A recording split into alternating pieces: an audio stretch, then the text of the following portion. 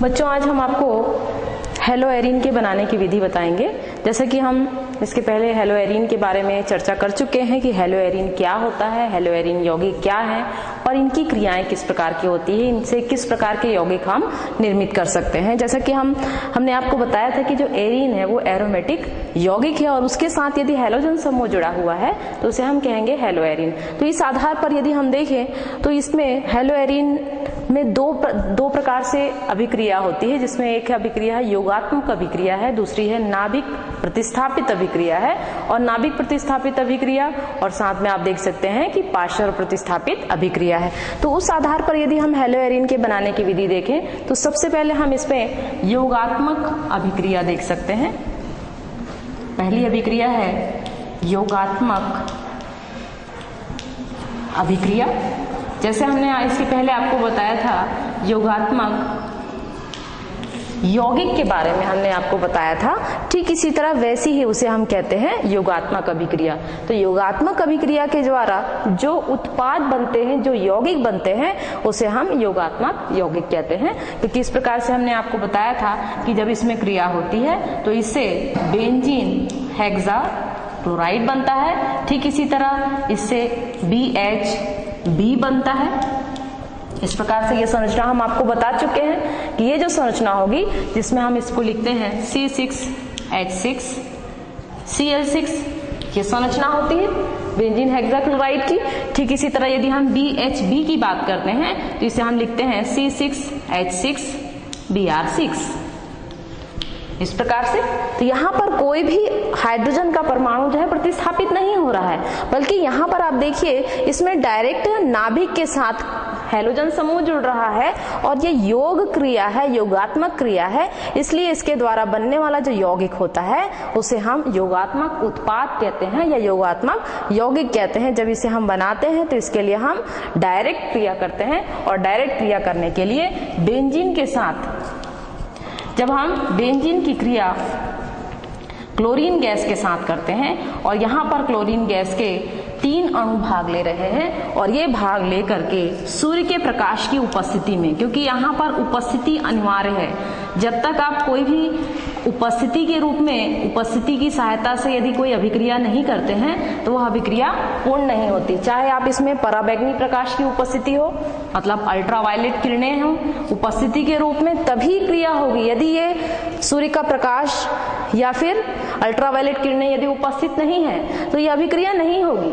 जैसा कि हम देख रहे हैं कि यहाँ से जो हमको बेंजीन हेक्साक्लोराइड प्राप्त हो रहा है या बेंजीन हेक्साब्रोमाइड हमें प्राप्त हो रहा है, तो इसे बनाने के लिए हमें बेंजीन पर क्लोरीन गैस की क्रिया सूर्य के प्रकाश की उपस्थिति में या फिर अल्ट्रावायलेट किरणें या पराबैंगनी किरणों की उपस्थिति में जब हम कराते हैं तो उस परिस्थिति में यहाँ पर जो हमें उत्पाद मिलता है वो इस प्रकार का हमें प्राप्त होता है। यहाँ पर हम लिखते हैं इसे CHCl इस प्रकार से। तो ये जो CHCl है या बेंजीन हेक्साक्लोराइड है, ये जो बेंजीन हेक्साक्लोराइड है इसे हम कहते हैं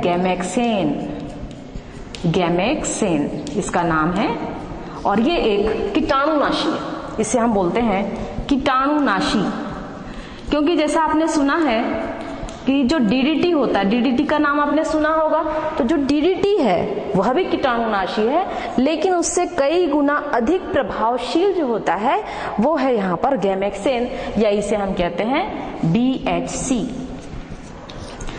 यदि हम BHC की बात करें या बेंजीन हेक्साक्लोराइड की बात करें तो जो भी यहाँ पर क्लोरीन के द्वारा बेंजीन की क्रिया से जो उत्पाद बनाए जाते हैं वो 4 प्रकार के होते हैं, जो कि प्रभावी या शुद्ध रूप में होते हैं अल्फा, बीटा, गामा और डेल्टा।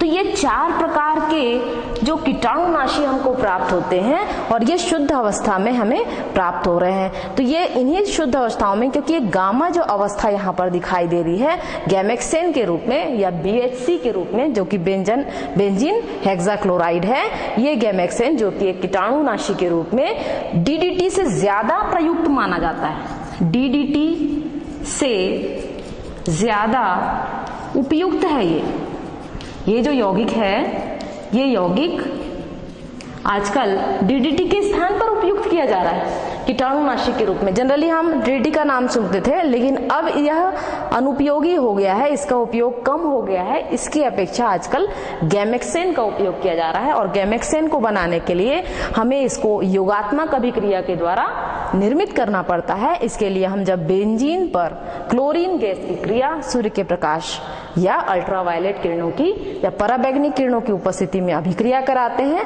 तो बेंजीन के नाभिक पर डायरेक्ट क्रिया होती है और ये योग कर लेता है क्लोरीन समूह उसके साथ, और समूह उसके साथ क्रिया करने के बाद जो एक नया उत्पाद बना रहा है, नया यौगिक बना रहा है, उसे हम कहते हैं बेंजीन हेक्साक्लोराइड या BHC, या इस दूसरा नाम जो चर्चित नाम है उसका नाम है गैमेक्सेन।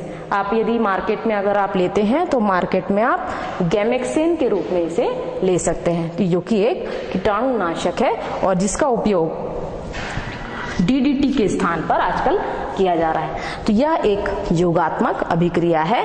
तो इसके स्थान पर आप दूसरा लिख सकते हैं C6H6 Br6 भी लिख सकते हैं। तो इस आधार पर इसे हम कहेंगे, ये जो बनाने की विधि है उसमें सबसे पहली अभिक्रिया है योगात्मक अभिक्रिया। दूसरी अभिक्रिया है प्रतिस्थापित अभिक्रिया।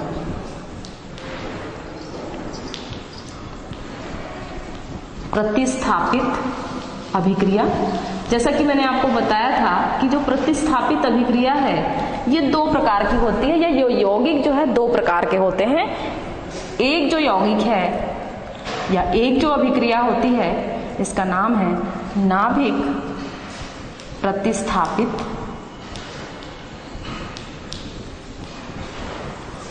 अभिक्रिया। तो नाभिक प्रतिस्थापित अभिक्रिया है, यहाँ पर डायरेक्ट नाभिक के साथ अभिक्रिया होगी। जब नाभिक में मौजूद जो हाइड्रोजन होगा उसको प्रतिस्थापित करके जब क्लोरीन समूह को उसमें अभिक्रिया कराई जाएगी, तो ऐसी अभिक्रिया को हम कहते हैं नाभिक प्रतिस्थापित अभिक्रिया। इसके आधार पर यदि हम लें तो इसमें सबसे पहली अभिक्रिया है हैलोजनीकरण। हैलोजनीकरण, हैलोजनीकरण नाम से ही स्पष्ट हो रहा है कि जब भी बेंजीन के साथ हैलोजन की क्रिया होती है, जैसे कि हमने आपको बताया था कि जो हैलोजन है वो क्लोरीन भी होता है, ब्रोमीन भी है, आयोडीन भी है। तो जब हम क्लोरीन के साथ इसकी क्रिया कराते हैं तो यहाँ पर भी जैसे हमने इसमें बताया आपको सूर्य के प्रकाश की उपस्थिति चाहिए, यहाँ पर भी कोई माध्यम होना है। कोई भी माध्यम होगा तभी अभिक्रिया होगी, बगैर माध्यम के कोई अभिक्रिया नहीं होती है। तो यहाँ पर हम लेंगे हैलोजनीकरण क्रिया के लिए, यहाँ हमने बेंजीन लिया, बेंजीन में इसी प्रकार से आप रिंग भी ले सकते हैं और इसमें बंद एकांतरित क्रम में आप डाल सकते हैं। यदि इसकी क्रिया हमने ली और इसकी क्रिया हम क्लोरीन गैस से करा रहे हैं, तो क्लोरीन गैस से कराने के लिए हमें इसको जो ताप देना होगा वो बहुत कम ताप, मतलब 0 डिग्री सेल्सियस। इसका ताप 0 डिग्री सेल्सियस होगा, और साथ में जब हम इसमें अभिक्रिया कराएंगे तो ये अभिक्रिया होगी अंधेरे में। इसे हम अंधेरे में कराएंगे, इस अभिक्रिया को हम अंधेरे में कराएंगे, और साथ साथ इसमें हैलोजन वाहक कोई भी तत्व होगा। तो यहाँ पर हैलोजन वाहक मतलब इस हैलोजन को ले जाने के लिए, जैसे हमें यदि किसी दूसरे स्थान जाना है तो उसके लिए हमको किसी वाहन की आवश्यकता होती है, ठीक इसी तरह बेंजीन तक हैलोजन को पहुंचाने के लिए हैलोजन वाहक की आवश्यकता होती है, और ये हैलोजन वाहक आयरन होता है। आयरन मतलब Fe भी हो सकता है। दूसरा हैलोजन वाहक यहाँ पर है, आप एल्युमिनियम क्लोराइड भी ले सकते हैं, या फिर यहाँ पर हम आयोडीन गैस भी ले सकते हैं। तो यहाँ पर किसी भी रूप में आप इनका सहयोग लेंगे, मतलब ये हैलोजन वाहक का उपयोग करेंगे, और अंधेरे में क्रिया होगी, और कौन से ताप पर होगी? कम ताप पर, या 0 डिग्री सेल्सियस, इसे आप कम ताप भी कह सकते हैं। तो जब ये कम ताप पर अभिक्रिया होती है तो बेंजीन में जो क्लोरीन समूह है वो 2 स्थानों में अटैक करता है, 2 स्थानों से हाइड्रोजन को प्रतिस्थापित कर देता है। 2 हाइड्रोजनों के नाभिक के हाइड्रोजन को प्रतिस्थापित करके वहां पर उसे क्लोरीन समूह को डालेगा। तो इस प्रकार से यहाँ पर जो यौगिक हमको प्राप्त होगा वो इस प्रकार का प्राप्त होगा, इस प्रकार से क्लोरो प्लस यहाँ पर Cl और ये होगा Cl। तो यहाँ पर आपको दो यौगिक हमको प्राप्त हो रहे हैं। यहाँ मेटा पोजीशन हमको प्राप्त नहीं हो रही है, मेटा यौगिक हमको प्राप्त नहीं हो रहे हैं, बल्कि हमको दो यौगिक प्राप्त हो रहे हैं, एक आर्थो कंडीशन में है और दूसरा पैरा कंडीशन में है। तो इसे हम कहेंगे 1,2 डाइक्लोरो बेंजीन। ठीक इसी तरह इसका नाम होगा 1,4 डाइक्लोरो बेंजीन। इस प्रकार से आप लिखेंगे। तो यहाँ पर आप देखिए कि यहाँ पर जो हमें प्राप्त हो रहा है ये दो पोजीशन में प्राप्त हो रहा है, लेकिन उपस्थिति किसकी है यहाँ पर? यहाँ जो उपस्थिति आप देखिए एक निम्नतम ताप है, निम्नतम ताप के साथ हमने अंधेरे में क्रिया की है और हैलोजन वाहक यहाँ पर मौजूद है। इसकी उपस्थिति में जब अभिक्रिया होती है तो हमें दो उत्पाद प्राप्त हो रहे हैं, एक तो आर्थो यौगिक और दूसरा है पैरा यौगिक। पैरा यौगिक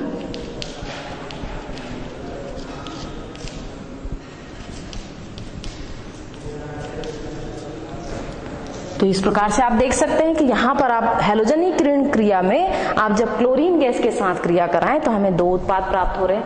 ठीक इसी तरह यदि हम ब्रोमीन के साथ क्रिया कराएं तो जब हम ब्रोमीन के साथ भी क्रिया कराएंगे तो हमको इसी प्रकार का उत्पाद प्राप्त होगा जैसा कि हम इसमें प्राप्त कर रहे हैं। लेकिन अगर हम आयोडीन के साथ क्रिया कराएं तो जब हम आयोडीन के साथ बेंजीन की क्रिया कराते हैं, जैसे मान लीजिए ये बेंजीन है और बेंजीन के साथ हम यहाँ पर ये बेंजीन है, इसके साथ हम आयोडीन की क्रिया करा रहे हैं। तो जब हम आयोडीन के साथ इसकी क्रिया कराते हैं तो उस कंडीशन में आप देखिए यहाँ पर अच्छा एक बात और ध्यान में रखना है आपको कि यहाँ पर जो दो क्लोरीन समूह हैं, ये दोनों क्लोरीन समूह में एक तो ये प्राप्त हो रहा है और एक ये प्राप्त हो रहा है और यहाँ पर आप देखिए HCl यहाँ से निकलेगा। यहाँ पर ये दो हाइड्रोजन निकल रहे हैं, तो जब दो हाइड्रोजन निकलेंगे तो क्या होगा, यहाँ से HCl भी निकलेगा। तो इस प्रकार से आपको ये ध्यान में रखना है यहाँ पर जब क्लोरीन गैस की इसके साथ क्रिया होती है, यदि यहाँ पर 2 क्लोरीन गैस के रूप में अगर प्राप्त हो रहा है तो चूंकि यहाँ पर एक तो आर्थो पोजीशन में हमको प्राप्त होगा या फिर पैरा पोजीशन में। ठीक इसी तरह जब हम बेंजीन की क्रिया आयोडीन से करते हैं, चूंकि यहाँ पर आप देखिए ये जो अभिक्रिया आपको दिखाई दे रही है वो अनुत्क्रमणीय अभिक्रिया है जो कि एक ही दिशा में चल रही है। लेकिन जब हम आयोडीन के साथ क्रिया कराते हैं, ब्रोमीन के साथ कराएंगे तो भी ऐसा ही उत्पाद प्राप्त होगा। लेकिन अगर हम आयोडीन के साथ इसकी क्रिया कराते हैं तो यहाँ पर आयोडीन के साथ क्रिया कराने से जो हमें उत्पाद प्राप्त होगा वो उत्पाद होगा C6H5I प्लस, यहाँ पर आप देखिए यहाँ पर दो आयोडीन है तो यहाँ पर यदि हम 2 क्लोरीन ले रहे हैं तो यहाँ पर 2Cl2 लेंगे और यहाँ पर आप यहाँ बताएंगे प्लस 2HCl। इस प्रकार से यहाँ आप 2Cl2 लिख लेंगे। यहाँ पर आप देखिए एक आयोडीन का अणु ले रहे हैं तो एक आयोडीन यहाँ से जुड़ जाएगा और दूसरा आयोडीन यहाँ पर मौजूद जो हाइड्रोजन होगा उसके साथ क्रिया करेगा तो यहाँ होगा HI। इस प्रकार से तो इसको हम क्या कहेंगे, यहाँ पर देखिए एक ही आयोडीन जो है बेंजीन समूह के साथ जुड़ रहा है तो यहाँ पर इसे हम कहेंगे बेंजिल आयोडाइड कहेंगे। इसका नाम होगा बेंजिल आयोडाइड।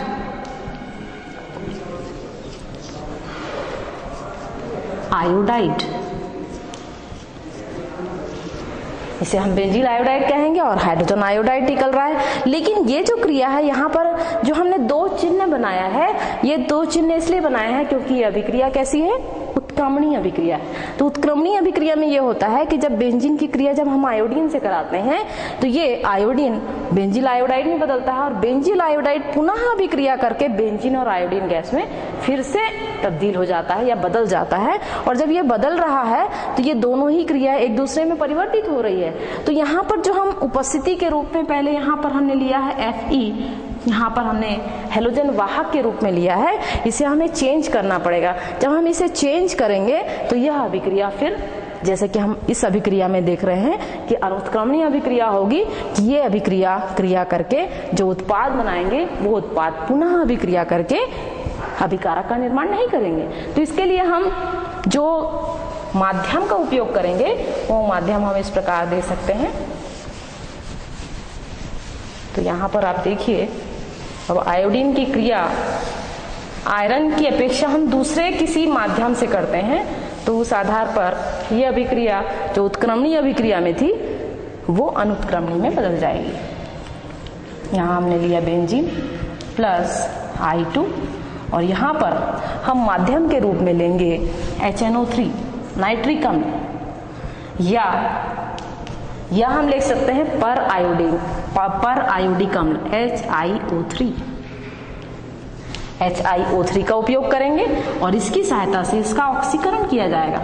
जब इसकी सहायता से इसका ऑक्सीकरण किया जाएगा और यहाँ पर हम ले रहे हैं 2C6H5, यहाँ पर 2 बेंजीन के अणु ले रहे हैं और 2 बेंजीन के अणु जब आयोडीन गैस के साथ नाइट्रिक अम्ल या पर आयोडिक अम्ल के द्वारा ऑक्सीकरण करता है, यहाँ पर ऑक्सीकरण की क्रिया होगी।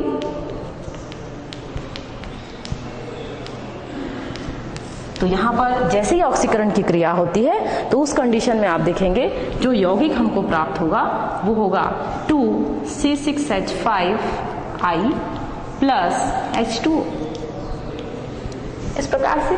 तो यहाँ पर आप देखिए हमने माध्यम चेंज कर दिया। पहले हमने यहाँ पर जो माध्यम लिया था उसे हमने चेंज किया, क्योंकि ये क्लोरीन गैस के साथ और ब्रोमीन गैस के साथ क्रिया तो वैसे ही देती है कि यहाँ पर 1,2 डाइक्लोरोबेंजीन या 1,2 डाइब्रोमोबेंजीन या 1,4 डाइब्रोमोबेंजीन हमको प्राप्त हो रहा है। लेकिन जब हम आयोडीन गैस के साथ क्रिया कराते हैं तो इसमें जो अनुत्क्रमणीय अभिक्रिया है वो उत्क्रमणीय अभिक्रिया में परिवर्तित हो जाती है। तो इसे हमको बदलना है, क्योंकि ये एक दूसरे में परिवर्तित होगी। अग्र अभिक्रिया पश्च अभिक्रिया दोनों ही अभिक्रिया जब होती रहेगी तो उस कंडीशन में ये बेंजील आयोडाइड स्थायी नहीं होगा, और ये स्थायी नहीं होगा तो उस कंडीशन में उसको यदि हमको स्थायी बनाना है तो उसके लिए हमको क्या करना पड़ेगा, माध्यम चेंज करना पड़ेगा। जैसे मान लीजिए कोई अंग्रेजी माध्यम का बच्चा है, यदि उसको हिंदी मीडियम में यदि हम डाल दें तो उसको दुविधा होगी, उसको प्रॉब्लम होगी और वो पढ़ाई में आगे नहीं आ पाएगा या वो माध्यम की वजह से पिछड़ जाएगा। तो यहाँ पर भी देखिए जब हम यहाँ पर, चूंकि हम यहाँ पर हमने हैलोजन वाहक के रूप में आयरन लिया था और कम ताप में जब हम अभिक्रिया करा रहे थे तो ये अभिक्रिया अनुत्क्रमणीय से उत्क्रमणीय हो गई। लेकिन जैसे ही हम यहाँ पर माध्यम चेंज करते हैं और माध्यम चेंज करके हम यहाँ पर नाइट्रिक अम्ल या पर आयोडिक अम्ल की उपस्थिति में जब हम ऑक्सीकरण करते हैं तो बेंजीन आयोडीन के साथ क्रिया करेगा और ये बना लेगा बेंजील आयोडाइड, और यहाँ पर मोनो आयोडो फॉर्म बन रहा है। इसे हम कह सकते हैं मोनो आयोडो बेंजीन, इसका नाम होगा मोनो आयोडो बेंजीन कहेंगे इसे। तो इस प्रकार से आप देखिए, और जल का एक अणु मुक्त हो रहा है। तो ये जल का अणु कहाँ से मुक्त हो रहा है, क्योंकि यहाँ पर आप देखिए 2 बेंजीन के अणु हैं, तो 2 बेंजीन है तो 2 हाइड्रोजन निकलेंगे इसमें से, और यहाँ पर ऑक्सीकरण का O है, ये इसके साथ क्रिया कर लेगा और ये H2O बना लेगा, और इस तरह से हमको बेंजील आयोडाइड की प्राप्ति हो जाएगी। ठीक इसी तरह जब हम यहाँ पर यदि इस हैलोजनीकरण की बात करें तो हैलोजनीकरण का मतलब क्या होगा, जब किसी भी बेंजीन पर हैलोजन की क्रिया माध्यम की उपस्थिति में कराई जाती है तो उससे हमें बेंजील आयोडाइड का या बेंजील क्लोराइड या बेंजील ब्रोमाइड की प्राप्ति होती है। यदि क्लोरीन और ब्रोमीन की क्रिया कराएं तो उससे हमको 1,2 और 1,4 फॉर्म या रूप प्राप्त होते हैं। लेकिन अगर हम आयोडीन से क्रिया कराएं तो इससे हमको सिर्फ मोनो आयोडो एरिल फॉर्म प्राप्त होता है। तो यहाँ पर 2 फॉर्म प्राप्त हो रहे हैं, लेकिन 2 फॉर्म में आप देखिए डाई फॉर्म प्राप्त हो रहा है, डाई रूप प्राप्त हो रहा है, लेकिन यहाँ पर हमको मोनो रूप प्राप्त हो रहा है। ठीक है, तो ये हैलोजनीकरण क्रिया जिसमें हैलोजन जो है 0 डिग्री सेल्सियस पर या अंधेरे में क्रिया होती है 2 फॉर्म में निर्मित हो रहा है। लेकिन अगर हम आयोडीन से क्रिया कराएं तो इससे हमको मोनो हैलोजन व्युत्पन्न की प्राप्ति होती है। ठीक इसी तरह दूसरी अभिक्रिया है। तो यहाँ पर आप देखिए, ये हम योगात्मक अभिक्रिया तो हम आपको बता ही चुके हैं। तो ये अभी हम अभिक्रिया आपको नाभिक प्रतिस्थापित अभिक्रिया बता रहे हैं। तो नाभिक प्रतिस्थापित अभिक्रिया में सबसे पहली अभिक्रिया क्या हुई, हैलोजनीकरण की। अब दूसरी अभिक्रिया है, इसको हम कहते हैं, इसका नाम है सैंडमेयर अभिक्रिया।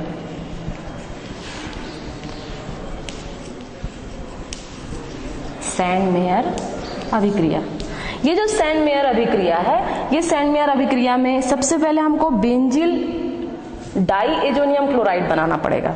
तो बेंजीन डाई एजोनियम जो क्लोराइड होता है उसकी क्रिया जब हम पोटेशियम आयोडाइड से कराते हैं, जब हम पोटेशियम आयोडाइड से कराते हैं तो उस कंडीशन में इससे हमको हैलोजन फॉर्म प्राप्त होता है। तो इसके लिए सबसे पहले हमको बेंजीन डाइएजोनियम क्लोराइड प्राप्त किस प्रकार से किया जाता है ये हम बता सकते हैं। जैसे बेंजीन को, यदि बेंजीन डाइएजोनियम क्लोराइड को प्राप्त करना है तो इसके लिए हम लेंगे C6H5NH2, इसे हम कहते हैं बेंजिल एमीन।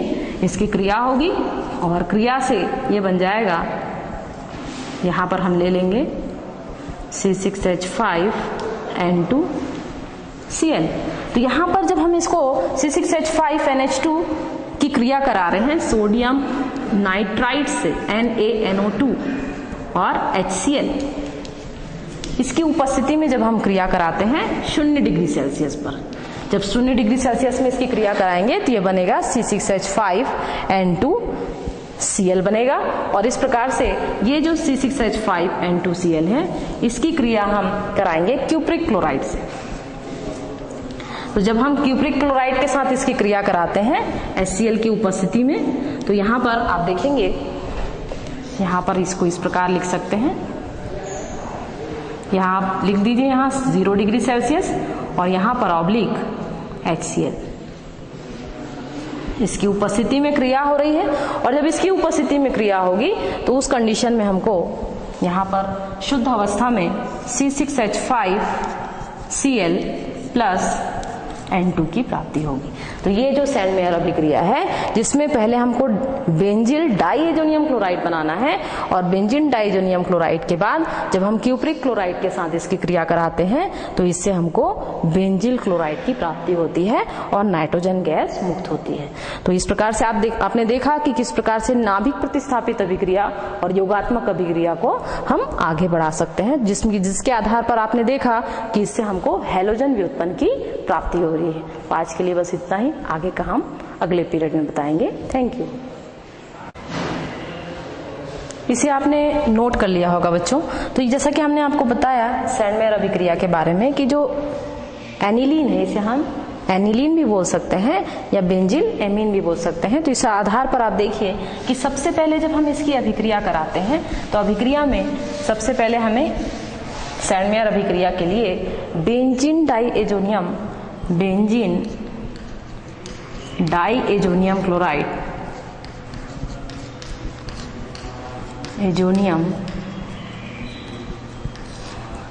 क्लोराइड इसका आपको निर्माण करना है।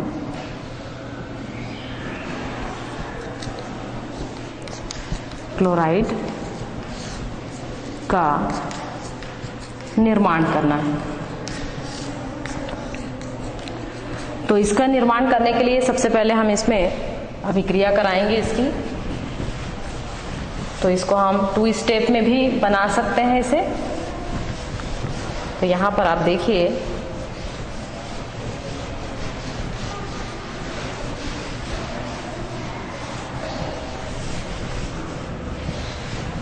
तो यहाँ सबसे पहले हम लिखेंगे बेंजीन C6H5NH2। तो ये जो C6H5NH2 है जिसको हम एनिलीन बोलते हैं, ये aniline sodium nitrite NaNO2 oblique HCl इसके साथ क्रिया करेगा और इसके साथ क्रिया करके ये बना लेगा C6H5 और यहाँ 0 डिग्री सेल्सियस कम ताप पर C6H5N2Cl। यहाँ पर जो ये डाइएजोनियम, एजो इसलिए बोलते हैं क्योंकि यहाँ पर N2 है, एजो का मतलब होता है N2। तो यहाँ पर इसे कहेंगे बेंजिल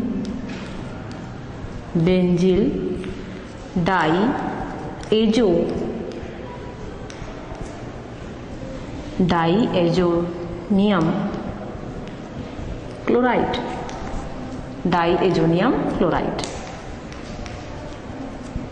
ये हमें प्राप्त हो रहा है। तो यहाँ पर हम सबसे पहले सैंडमेयर अभिक्रिया में हम बेंजीन डाइएजोनियम क्लोराइड बनाएंगे और ये बेंजीन डाइएजोनियम क्लोराइड को बनाने के लिए हम एनिलीन या बेंजिल एमीन, इसे हम बेंजिल एमीन भी बोल सकते हैं, बेंजिल एमीन। जब इसकी क्रिया 0 डिग्री सेल्सियस पर होती है तो उस कंडीशन में बनता है C6H5N2Cl। अब इसे हम इस प्रकार से यदि कंटिन्यू करें तो हम लिखें यहाँ पर C6H5N2Cl।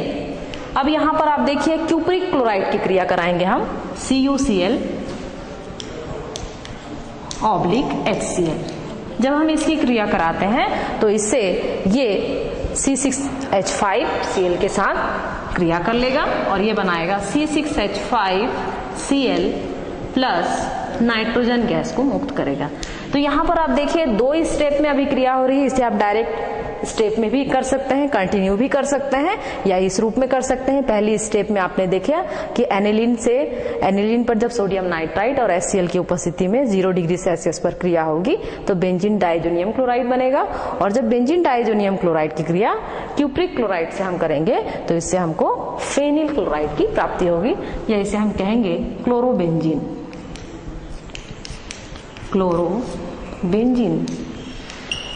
या साधारण नाम में इसे कहेंगे हम बेंजिल क्लोराइड कहेंगे इस प्रकार से। तो ये हो गई सैंडमेयर अभिक्रिया। तो सैंडमेयर अभिक्रिया वह अभिक्रिया है जिसमें बेंजीन डाइजोनियम क्लोराइड को क्यूप्रिक क्लोराइड और HCl की उपस्थिति में जब हम अभिक्रिया कराते हैं तो इससे हमको क्लोरोबेंजीन की प्राप्ति होती है। नेक्स्ट अभिक्रिया है PCl5 से।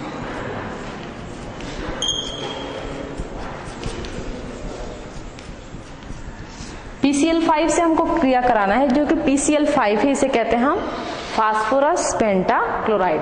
तो फास्फोरस पेंटाक्लोराइड की क्रिया जब हम बेंजीन से कराएंगे तो यहाँ पर आप देखिए इसकी क्रिया हम करा रहे हैं। यहाँ पर ये बेंजीन है, इसे हम बेंजीन कहते हैं, और इस पर PCl5 की क्रिया होगी। तो यहाँ पर जो फास्फोरस पेंटाक्लोराइड आपको दिखाई दे रहा है, यहाँ पर भी जो फास्फोरस पेंटाक्लोराइड है इसकी अभिक्रिया हम कम ताप पर करते हैं। तो जैसे ही हम कम ताप पर इसकी अभिक्रिया करते हैं तो इससे हमको क्लोरोबेंजीन की प्राप्ति होगी। इस प्रकार से ये बनेगा यहाँ Cl, क्योंकि ये नाभिक प्रतिस्थापित अभिक्रिया है तो हाइड्रोजन यहाँ से निकलेगा और ये बन जाएगा प्लस POCl3 प्लस HCl, इस प्रकार से। तो यहाँ पर आप देखिए कि यहाँ PCl3 इसकी क्रिया हो रही है तो यहाँ PCl3 ही बनेगा, और ये PCl5 आप देखिए यहाँ PCl3 बनेगा, फास्फोरस ट्राइक्लोराइड बनेगा और HCl की यहाँ पर प्राप्ति हो रही है। तो इस प्रकार से आप देख सकते हैं यहाँ पर कि जब हम बेंजीन पर PCl5 की क्रिया कम ताप पर करते हैं तो इससे जो हमको क्लोरोबेंजीन प्राप्त हो रहा है, ये क्लोरोबेंजीन हमको सिर्फ 10% प्राप्त होता है। सिर्फ 10% हमको प्राप्त हो रहा है बेंजील क्लोराइड। लेकिन अगर हमको ज्यादा मात्रा में प्राप्त करना है तो हमें PCl5 के स्थान पर दूसरे क्लोराइड की क्रिया करानी पड़ेगी, और उसका नाम है phosphorus trichloride, phosphorus oxy trichloride. तो इस प्रकार से हम अभिक्रिया बता सकते हैं। नेक्स्ट है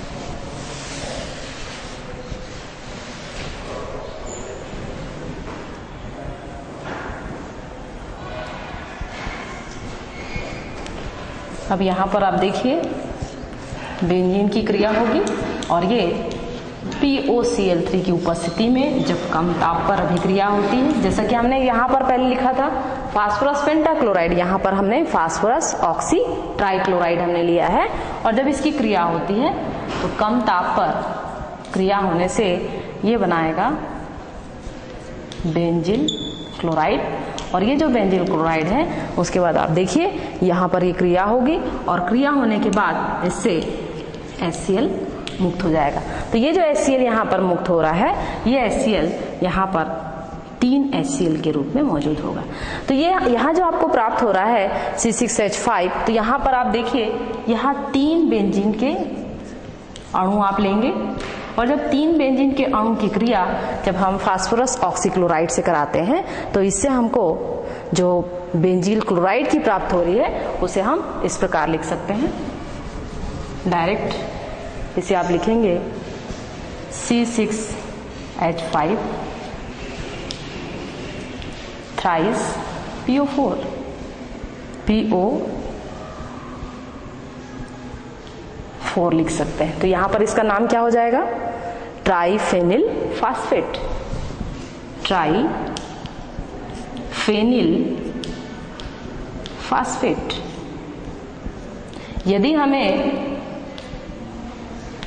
यदि हमको कम मात्रा में क्लोरोबेंजीन प्राप्त करना है तो उसके लिए हमको फास्फोरस पेंटाक्लोराइड की आवश्यकता होती है। लेकिन अगर हमें अधिक मात्रा में फेनिल के साथ फास्फेट ग्रुप जोड़कर बनाना है और इससे यदि हमको प्राप्त करना है तो फास्फोरस ऑक्सीक्लोराइड की क्रिया हमें कम ताप पर करनी पड़ेगी, जिससे हमको ट्राइफेनिल फास्फेट की प्राप्ति होगी। तो यहाँ पर जो ट्राइफेनिल फास्फेट है ये बेंजीन ना होकर के फिनॉल के रूप में लिया जाएगा। तो यहाँ पर जो फिनॉल है ये इसका सजातीय सदस्य है बेंजीन का। तो यहाँ पर जो सजातीय सदस्य है इसे हम फिनॉल कहते हैं। तो ये जो फिनॉल है ये फास्फोरस ऑक्सी ट्राइक्लोराइड के साथ क्रिया कर रहा है कम ताप पर, तो इससे हमको ट्राइफेनिल फास्फेट की प्राप्ति हो रही है और 3 HCl यहाँ से मुक्त हो रहे हैं। तो इस प्रकार से आप देखिए कि यहाँ पर जब हम BCl5 से क्रिया कर रहे हैं तो क्लोरोबेंजीन की प्राप्ति हो रही है, लेकिन जब हम इसके सजातीय व्युत्पन्न जो कि अल्कोहल है उसके साथ यदि फास्फोरस ऑक्सी ट्राइक्लोराइड की क्रिया कराएं तो इससे हमको एक नया उत्पाद प्राप्त होता है जो कि एक फास्फेट यौगिक है और हमें HCl यहाँ से निकालना पड़ेगा। तो इस प्रकार से आप देख सकते हैं कि ये तीसरी अभिक्रिया है जो कि हैलोजन को जोड़कर बनाई जा रही है। नेक्स्ट है चौथी अभिक्रिया, इसको कहते हैं हम हुंसडीकर विधि। ये जो विधि है ये एक वैज्ञानिक के आधार पर है और जो वैज्ञानिक थे हुंसडीकर उन्होंने ये विधि दी थी, इस आधार पर इसे हम कहते हैं हुंसडीकर विधि। तो इसके लिए एस्टर का उपयोग किया जाता है। एस्टर लेते हैं और ये जो एस्टर होता है वो सिल्वर एस्टर होता है। सिल्वर का मतलब आपको पता है, सिल्वर मतलब चांदी का एस्टर होता है। और जब चांदी के एस्टर पर हम ब्रोमीन गैस की क्रिया कराते हैं, पर ब्रोमीन गैस, ब्रोमीन जल की क्रिया कराते हैं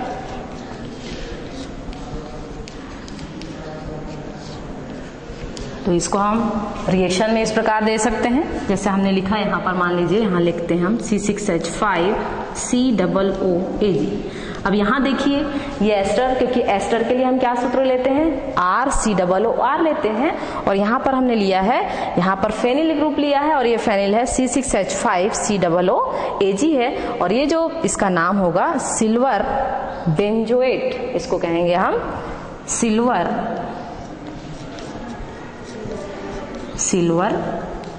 बेंजोएट। तो ये जब सिल्वर बेंजोएट है, सिल्वर बेंजोएट पर हम ब्रोमीन जल की क्रिया कराएंगे, मतलब Br2 की। तो जब हम ब्रोमीन जल की क्रिया कराते हैं कार्बन टेट्राक्लोराइड की उपस्थिति में, यहां पर हम क्रिया कराएंगे कार्बन टेट्राक्लोराइड CCl4, इसकी क्रिया कराएंगे इसकी उपस्थिति में 70 डिग्री सेल्सियस पर। जैसे ही हम 70 डिग्री सेल्सियस पर ब्रोमीन जल की क्रिया कराते हैं तो इससे हमको बेंजिल ब्रोमाइड की प्राप्ति होती है, मतलब C6H5Br प्लस यहाँ पर आप देखिए कार्बन डाइऑक्साइड है, ये कार्बन डाइऑक्साइड निकल जाएगी, ये इस प्रकार से आप देख सकते हैं यहाँ। और यहाँ पर एक Br तो इसके साथ जुड़ चुका है और जो दूसरा Br है ये सिल्वर के साथ जुड़ जाएगा। तो यहाँ पर आप देखिए ये बनेगा CO2 प्लस, यहाँ पर ऊपर लिख सकते हैं प्लस AgBr। तो यहाँ पर आप देखिए कि जो अभिक्रिया हो रही है उसमें जो हुंसडीकर अभिक्रिया है, हुंसडीकर अभिक्रिया के लिए हमने देखा कि इसमें हमने एक एस्टर लिया और इस एस्टर में, जो कि एस्टर था सिल्वर का एस्टर, और इस सिल्वर के एस्टर में हमको ब्रोमीन जल की अभिक्रिया करानी है, तो जब हम ब्रोमीन जल की अभिक्रिया कराते हैं कार्बन टेट्राक्लोराइड की उपस्थिति में 70 डिग्री सेल्सियस पर, तो हमें इससे बेंजिल ब्रोमाइड की प्राप्ति होती है। इसे आप इस प्रकार भी लिख सकते हैं, इस प्रकार से ऐसा भी लिखा जा सकता है, क्योंकि ये हैलोजन समूह, हैलोजन यौगिक है और ये हैलोजन कौन सा है, नाभिक प्रतिस्थापित अभिक्रिया के द्वारा निर्मित हो रहा है, तो इसे आप इस प्रकार लिख सकते हैं और इसमें कार्बन डाइऑक्साइड गैस निकलेगी और सिल्वर ब्रोमाइड की प्राप्ति होगी। ठीक इसी तरह दूसरी अभिक्रिया है, नेक्स्ट 5वीं अभिक्रिया है रशिंग अभिक्रिया, रशिंग विधि।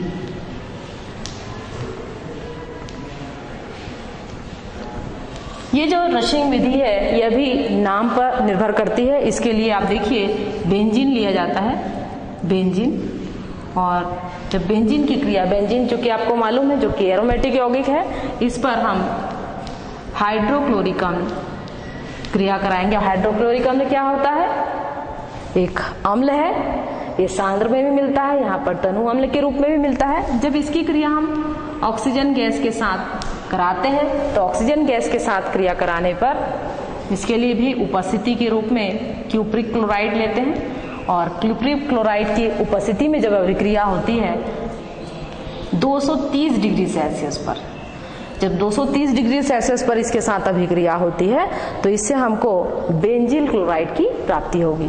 तो यहाँ पर आप देखिए C6H5Cl बनेगा, ये आपका बेंजिल क्लोराइड है, और यहाँ पर आप देखिए ये प्लस 2H2O पानी निकलता है। तो यहाँ पर आप देखिए कि जो रशिंग की विधि है, यहाँ पर हमने बेंजीन लिया है, बेंजीन के साथ हमने अम्ल लिया है हाइड्रोक्लोरिक अम्ल, और इसके साथ हम ऑक्सीजन की क्रिया करा रहे हैं। तो यहाँ पर आप देखिए कितने हाइड्रोजन दिखाई दे रहे हैं आपको, यहाँ पर 2 हाइड्रोजन दिखाई दे रहे हैं, यहाँ 1 हाइड्रोजन है, और ये ऑक्सीजन गैस है, इसके साथ क्रिया हो रही है। तो यहाँ पर आप देखिए 2H2 के रूप में यहाँ पर 2 हाइड्रोजन के अणु हैं, ऑक्सीजन के साथ क्रिया कर लेंगे तो ये पानी का निर्माण कर लेंगे। तो यहाँ पर जो क्लोराइड बन रहा है इसे हम कहते हैं बेंजिल क्लोराइड।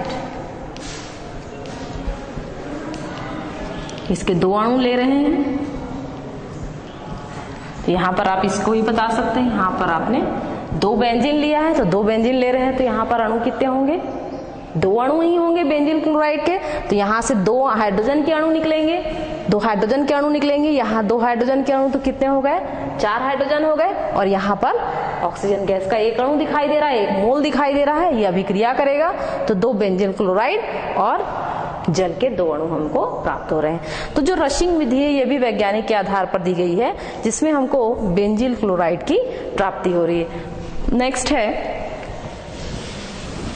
तो इस प्रकार आपने देखा कि किस प्रकार से अभिक्रिया होती है, और अभिक्रिया यदि प्रतिस्थापित यौगिक में नाभिक प्रतिस्थापित यौगिक के रूप में अगर अभिक्रिया हो रही है तो ये किस रूप में होगी, तो इसे अब यहाँ देखिए कि पहली अभिक्रिया तो योगात्मक अभिक्रिया थी, दूसरी अभिक्रिया प्रतिस्थापित अभिक्रिया थी, और प्रतिस्थापित अभिक्रिया में भी पहली अभिक्रिया हमने देखी नाभिक प्रतिस्थापित अभिक्रिया, और जब दूसरी अभिक्रिया देखें तो दूसरी अभिक्रिया है पार्श्व श्रृंखला प्रतिस्थापित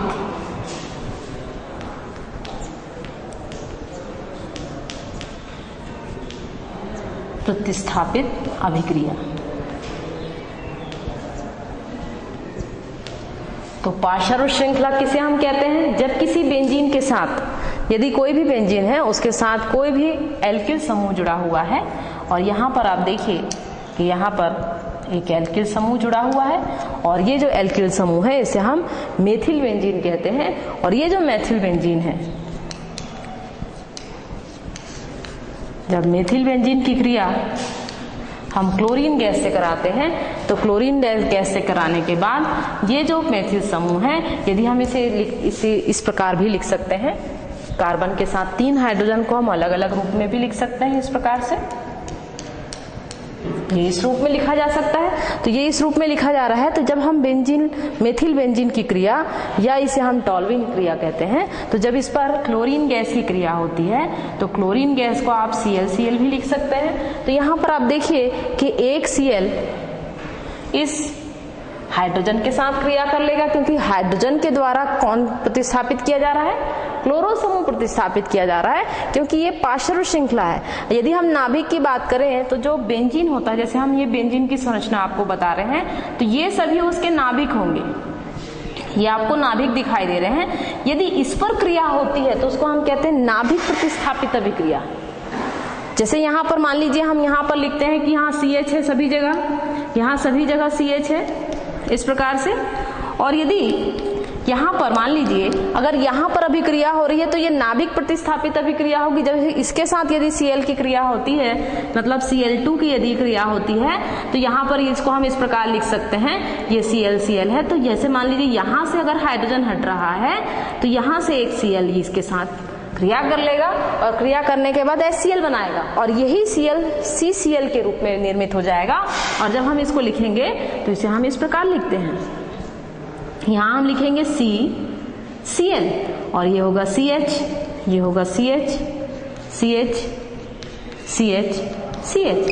तो ये जो अभिक्रिया आपको दिखाई दे रही है इसे हम कहेंगे नाभिक प्रतिस्थापित अभिक्रिया, क्योंकि नाभिक पर क्रिया हो रही है। लेकिन अगर हम पार्श्व श्रृंखला प्रतिस्थापित अभिक्रिया कह रहे हैं तो यहाँ पर जो है ये जो संरचना आपको दिखाई दे रही है, यहाँ पर पहले से ही कार्बन है और कार्बन के साथ क्या जुड़ा हुआ है, CH3 जुड़ा हुआ है। तो जब कार्बन के साथ, क्योंकि मेन नाभिक ये है और इसके साथ यदि कोई पार्श्व श्रृंखला जुड़ रही है और उस पार्श्व श्रृंखला से जुड़ा हुआ जो हाइड्रोजन परमाणु है, उस हाइड्रोजन परमाणु को क्लोरीन द्वारा प्रतिस्थापित करते हैं तो उस अभिक्रिया को हम कहते हैं पार्श्व श्रृंखला प्रतिस्थापित अभिक्रिया। तो यहाँ पर आप देखिए कि ये अभिक्रिया किस प्रकार से हो रही है। और यदि हम इस प्रकार की अभिक्रिया देखें, जैसा कि अभी तक हमने इस प्रकार की अभिक्रिया बताई थी, अब इस अभिक्रिया के द्वारा जब निर्मित होगा तो ये जो यौगिक होगा वो इस प्रकार का बनेगा।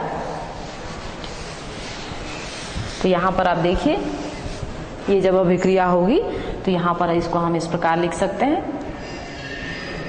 यहाँ पर आप लिखेंगे CH और ये Cl यहाँ पर आ जाएगा और ये स्ट्रक्चर इस प्रकार की बनेगी और इसे हम इस प्रकार लिखेंगे प्लस HCl। तो यहाँ पर इसे हम क्या कहेंगे, इसे क्या कहेंगे, इसे तो हम मेथिल बेंजीन कहते हैं और इसे हम कहेंगे मोनो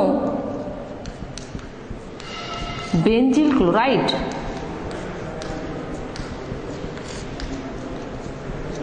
मोनो बेंजिल क्लोराइड। यदि इसी अभिक्रिया में फिर से यदि हम क्लोरीन गैस की क्रिया कराते हैं इस पर, तो यहाँ पर जो क्लोरीन गैस है, अब यहाँ पर देखिए जो दूसरा हाइड्रोजन है इसके साथ क्रिया कर लेगा तो यहाँ पर ये जो स्ट्रक्चर बनेगी वो इस प्रकार की बनेगी, CCl ClH, इस प्रकार के स्ट्रक्चर।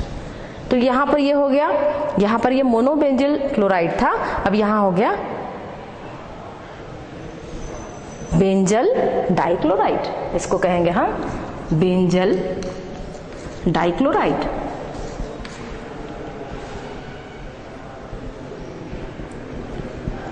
डाइक्लोराइड, यहाँ पर मोनो था पहले वाले में और दूसरे में यहाँ पर आप देखिए यहाँ पर ये डाइक्लोराइड हो गया। और यदि फिर से यदि तीसरे कार्बन पर क्रिया होती है तो यहाँ पर अब 3 क्लोरीन हो जाएंगे। तो यहाँ पर आप इस प्रकार से इसको बता सकते हैं। तो यहाँ पर CCl Cl Cl और डायरेक्ट भी लिख सकते हैं आप, या पूरी जगह आप CH बता सकते हैं। तो यहाँ पर आप देखिए ये होगा बेंजो ट्राइक्लोराइड होगा, यहाँ पर ये बेंजो हो जाएगा। तो इस प्रकार से आपने देखा कि जो बनाने की विधि है, यदि पार्श्व श्रृंखला प्रतिस्थापित अभिक्रिया है तो किस प्रकार की होगी, और यदि हम इसमें नाभिक प्रतिस्थापित अभिक्रिया देखते हैं तो उसमें किस प्रकार की यौगिक निर्मित होगी। तो आज के लिए बस इतना ही, आगे का हम आपको अगले पीरियड में बताएंगे। Thank you.